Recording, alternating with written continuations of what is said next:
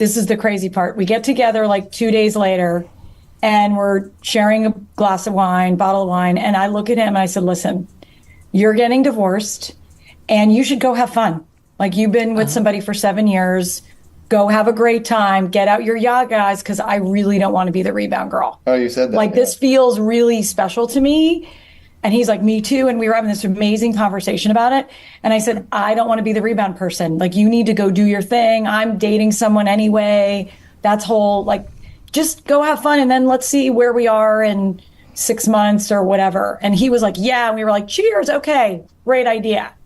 And then I went home, and this was before they had cell phones. So my landline rings at 6 a.m. the next morning as I'm going to the gym, which I do every morning. And I'm like, hello? He's like, hey, it's Fritz. I'm like, what's up? He's like, you're on your way to the gym. I said, yeah. He goes, well, I was thinking about our conversation last night. And I'm like, yeah, me too. I'm so glad we had that talk. And he's like, yeah, I think we should blow it out the window and we should start dating. And I was like, said everything I said. I mean, I had just moved to LA and I was on my trajectory to be a big famous actor, which didn't quite work out. Not yet. And I was going to date my way through the entire universe, because my divorce wasn't even final. And we're like, yeah, I want to see other people. She wants to see other people. Yeah, sure. And then the next day I'm like, yeah, what are you doing? You can't walk away from this. Okay. And at the time she was seeing somebody, I think he was on the cover of Muscle and Fitness. Maybe. Or Men's cover model. We said at the grocery store, she's like, oh, it's my boyfriend. I'm like, great, no pressure. But she's like, I'm giving him another chance. And I remember telling her, I said, listen, you should give him another chance. And if he changes, you'll be the happiest girl in the entire world, but guys don't change. But nobody ever changes, yeah. Yeah, and so I'll wait. And she's like, what? Wow, yeah. Wait? And the rest is history. You were sure he was going to wait, Beth? Nope, I was not. I was. I don't think you are. Like, I don't think, I just really did not want to date somebody who was just recently divorced. I just didn't feel it. It didn't feel right to me. It felt, I don't even think it was final yet. And I felt like, that's just how I felt. And I was really strong about it. And it lasted about 4 months. And then I went to a wedding of one of my best friends. My whole family was there. I did not invite my boyfriend at the time. And I called him the next day and I was like, hey, what are you doing for July 4th, which was the following weekend? And he was like, I'm hanging out with you. And that was the end. That was it. That was when it was very real. We were both like totally smitten and, and then I think we got married, we got engaged a 10 year years later. Got engaged a year after, that was July. We got engaged the following November, so like a year and 2 months later, and then we got married October after that. And I think you guys had kind of an amazing engagement. Yep. She made me wait. She's like, nope, sorry, we're not married yet. And then when I would visit her in New Jersey at her parents' house. Oh my God, they're so funny. Made me sleep in the guest room. It's like old school. What? My mom got married at 20, and I didn't get married till 30, but Fritz and I slept in separate rooms, and it was a classic. Anyway, that's that. So wait, how did you get engaged? Oh my God, it was so awesome. When we first met, I remember watching some of the NBA finals up on the roof of a house we were renting near Venice Beach. And I think that's when I came up with the idea, like, let's go visit my friends in Maui. And she's like, what? A trip? Like, it's too soon. Like, Hawaii? When we got engaged, though. She was asking. No. But we went to Hawaii and we stayed there. And then we went back, like a year? Yeah, like a year later. A year later. And I had the engagement ring in my swim shorts. And we hiked up to this place called Twin Falls. Yeah. Yeah, on the North Shore of Maui. And there were these 3 little girls there. And that was back in the time when nobody had a digital camera. And so I had this Sony yellow underwater waterproof splash camera. Yeah. And I gave it to the girls, and I said, I'm going to ask that girl under the waterfall over there to marry me. But you guys take a whole bunch of pictures until it runs out. And they're like, oh, they were all cute. excited. They were so cute. So I remember walking across the water, which was, all muddy and color of coffee. And I'm like, don't drop the ring, don't drop the ring. Really, really nervous. And then under the waterfall, we had a couple kisses, and then I asked her to marry me. And then I almost drowned because the water's freezing, even though you're in Maui. And, it's really cold. And I was like, And then I was cold and could not breathing. Anyway, I didn't know that. It was pretty great. So do you have pictures from those moments? I do. I think it's on the it's hanging up. I have a whole bunch of those pictures. It's somewhere in storage. It's like a bunch of old. Yeah, because we cobbled it together because the girls took all these pictures. So there's like one of us in the water and then the waterfall, and we had to they didn't have panoramas back then. Remember, we had taped the whole thing together. Well, you have some pictures from those days, right? I have. Back in the days, what you got? Here's a picture of us in Maui. Oh my gosh, babies. Yeah, babies. I know. You're teenagers. Like 1,000 years ago. Here's a picture of us. In Arizona. Who is that guy? I know. See, look at this. Hello. I mean, it's. I don't know which look I like better. This is what happens when you give up. No, that's what happens when your hair grows really well. Oh, wow. Damn. It's fun. Well, we see why you wanted him. We see the real reason.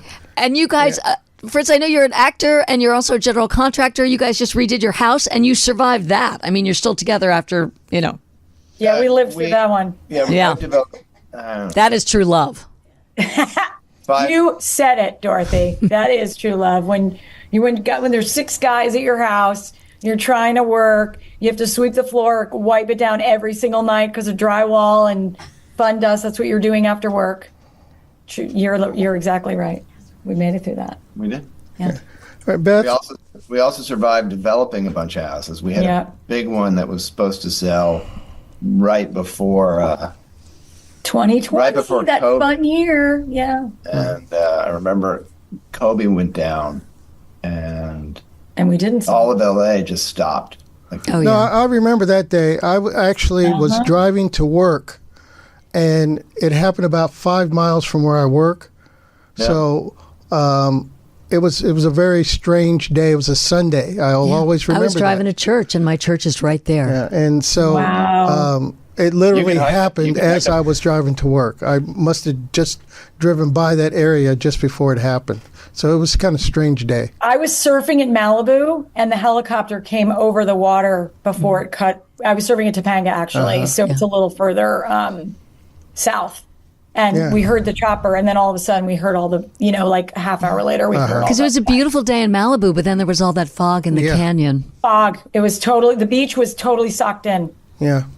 Yeah. It's a sad day, but it was. We're here to talk about happy moments, and you two are the happy moments. You're the cutest couple I've ever seen, seriously. Oh, thank you. Now, Beth, let me ask you a couple of things.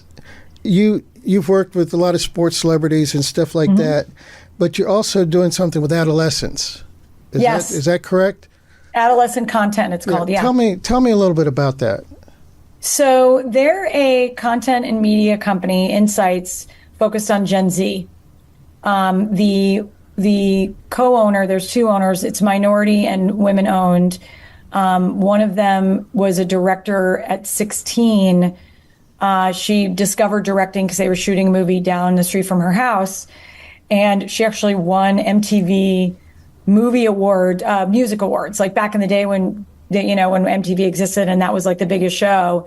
And she's now director for television, film, and commercials.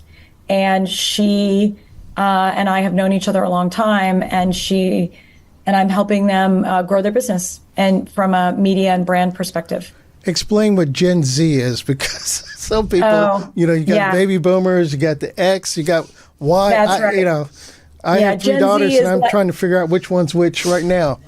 Yeah, Gen Z they're 12 to 26 year olds. Oh, mine are Gen Z. Yeah, I mean, I'm a professor in my spare time, and so I'm familiar with that age group. Yes. I got 3 they're of them. the ones that are like, they've always had a phone.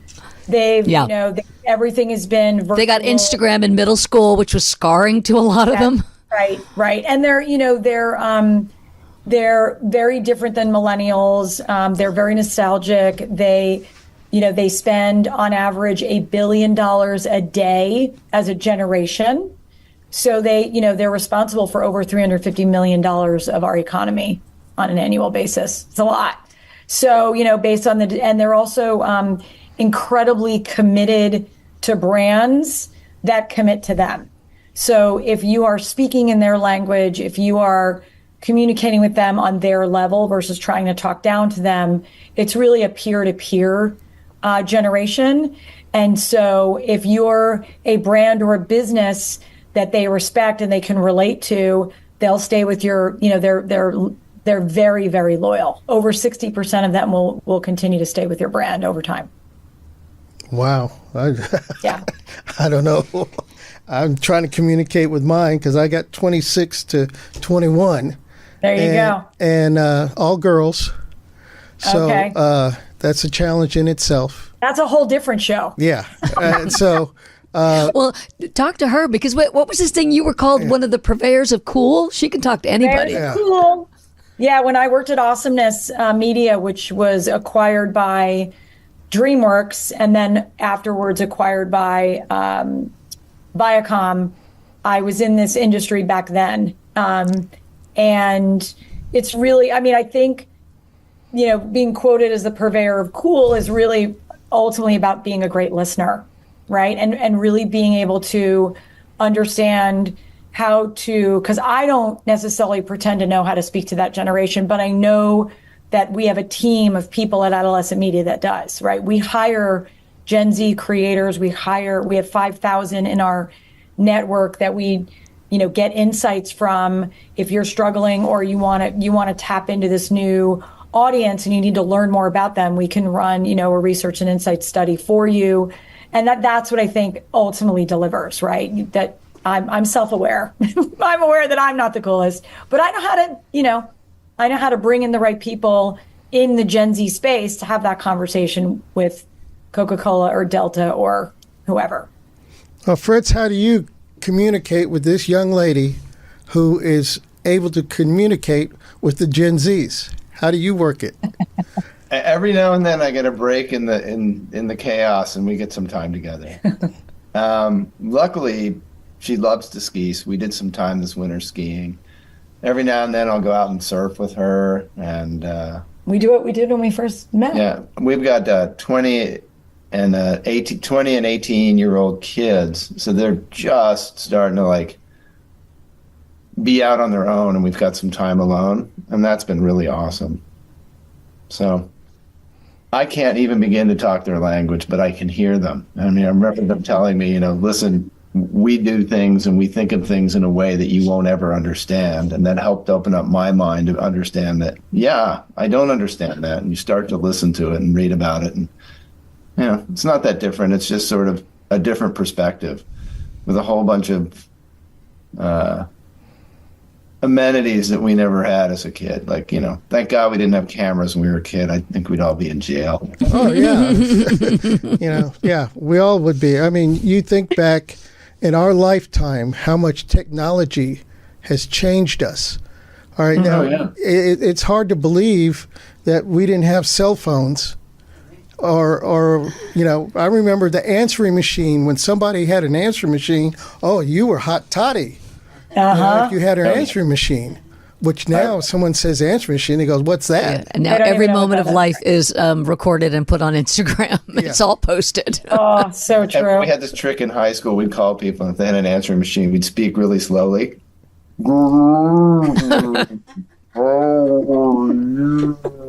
They'd be like, "Well, maybe something's wrong with the machine." We thought that was hilarious.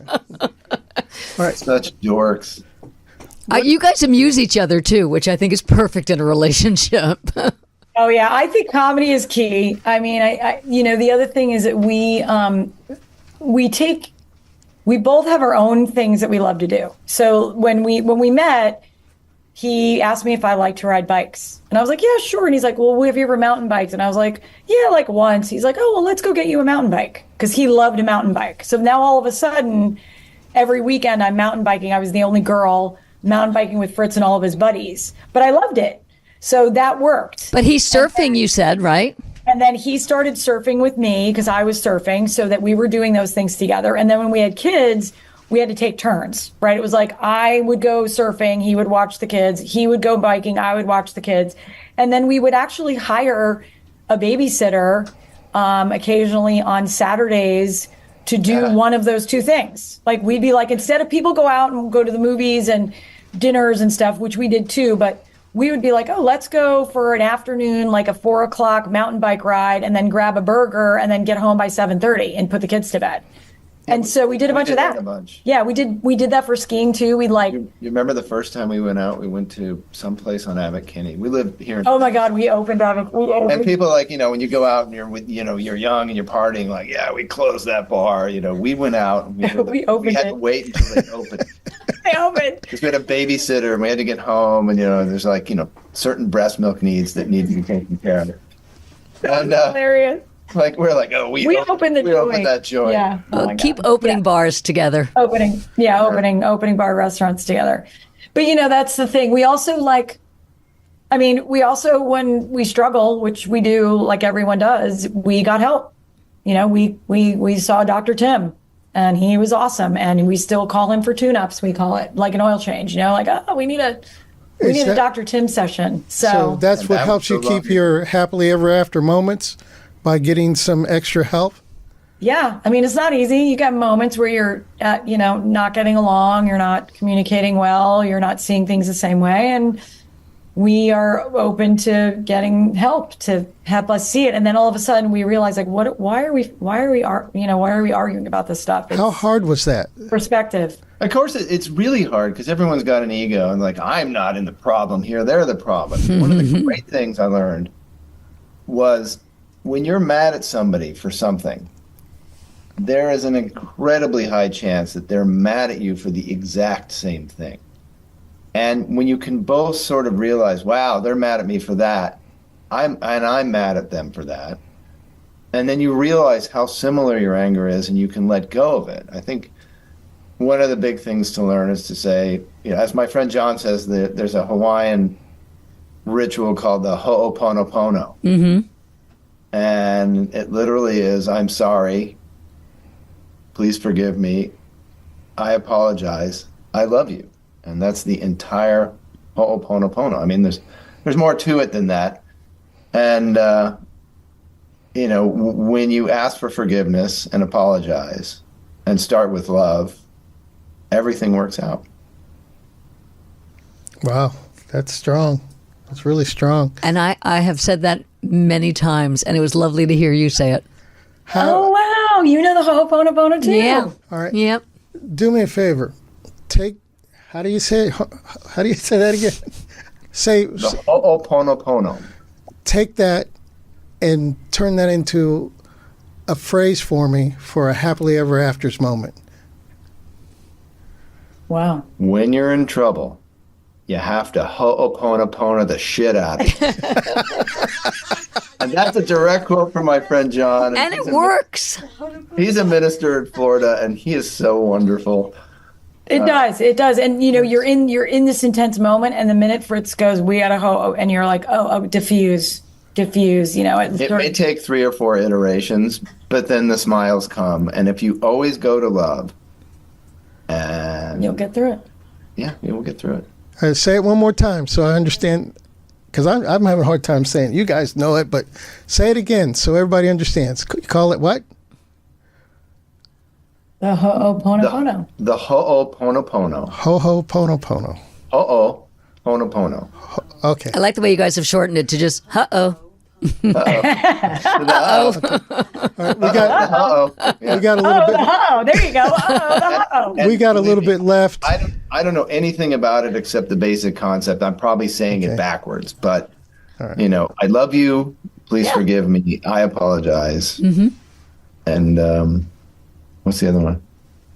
I'm sorry. I am sorry. I love you. I'm sorry. Please forgive me. That's perfect. There's a lot with I'm sorry. That's the perfect way to end the show. Thank you.